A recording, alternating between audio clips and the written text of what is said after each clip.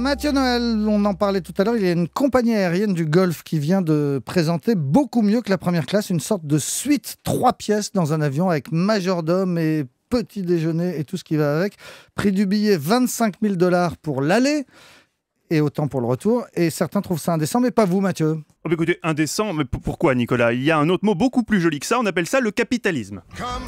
Le capitalisme est sa règle d'or, initialement formulée par Adam Smith dans La richesse des nations et reformulée beaucoup plus clairement par Louis de Funès dans La folie des grandeurs. Les pauvres c'est fait pour être très pauvres et les riches très riches. Et oui Nicolas, il faut en finir avec ce sport franco-français qui consiste à stigmatiser les riches. Oui, le riche a besoin d'espace et de confort quand il voyage. Car le riche, contrairement aux pauvres, ne voyage pas sans raison pour le simple plaisir puéril de dire cet été avec Roger on a fait les pyramides et tenter d'épater ses amis pauvres avec des babioles ethniques spécialement conçues par des pauvres du Sud pour des pauvres du Nord. Non, le riche se rend quelque part pour une raison, souvent tenter de devenir encore plus riche d'ailleurs. Signature de contrat à Pékin, réunion entre actionnaires à Seattle, business meeting à Dubaï. Forcément tout ça est éreintant et entre deux escales, le riche a besoin de pouvoir se détendre dignement.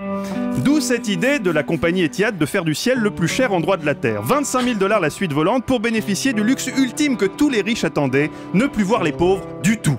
Car c'était là, mais oui, le principal défaut de la première classe, de par son positionnement à la tête de l'appareil, à l'embarquement, le riche était obligé de voir les pauvres traverser son territoire et le souiller avec leurs choles immondes pleines de sable, leurs casquettes de baseball contrefaites et leurs enfants maculés de Kinder Pingui. Là, le riche est enfin seul, il peut respirer. Quant aux pauvres, ma foi, ils ne se portent pas plus mal, vous savez, la promiscuité c'est leur élément, ils étaient 6 dans cette Nissan Micra qui les menait à Beauvais. Plier les jambes, ils ont l'habitude. Et pourquoi Isabelle, les pauvres ont-ils l'habitude de plier les jambes? Ils vivent dans leur voiture. Mais oui. Et où ça? Sur un parking de supermarché à Roubaix. Mais bien souvent, Nicolas, exactement. Le pauvre n'a pas besoin d'espace. En fait, poussons le raisonnement plus loin. Au fond, le pauvre a-t-il vraiment besoin de prendre l'avion? Il ne faut pas avoir de tabou. Exactement, Isabelle. Posons la question. Pourquoi ce besoin chez le pauvre de traverser les océans? Ils n'ont pas de business meeting à Dubaï, eux. Quel est l'intérêt économique pour la société? Si c'est pour acheter 2 faux papyrus et 3 djellabas au souk du Caire, franchement, est-ce vraiment utile de les acheminer jusque-là? Non. Alors s'ils veulent vraiment y aller, il faut qu'ils fassent preuve de flexibilité. Allez les pauvres, on arrête de geindre parce qu'on est serré et que les chipseurs sont payants, on se détend, on replie les jambes, on replie, on feuillette le magazine Duty Free pour baver devant toutes les montres qu'on ne pourra jamais s'acheter, et on ne chouine pas quand on vous annonce que finalement il va falloir finir en quart parce que votre avion est réquisitionné pour aller remplacer un autre appareil. C'est ce qui est arrivé hier aux voyageurs de la compagnie low cost Smart Wings, qui après les avoir fait poireauter 3 heures sur le tarmac à Lyon, a fourgué tous les pauvres dans un car direction Paris où ils sont arrivés à 5h du mat, ravis. Ils étaient ravis.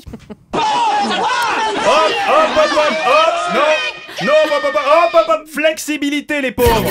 Allez, on descend, on replie jusqu'au seuil de pauvreté. Oui, bravo les pauvres.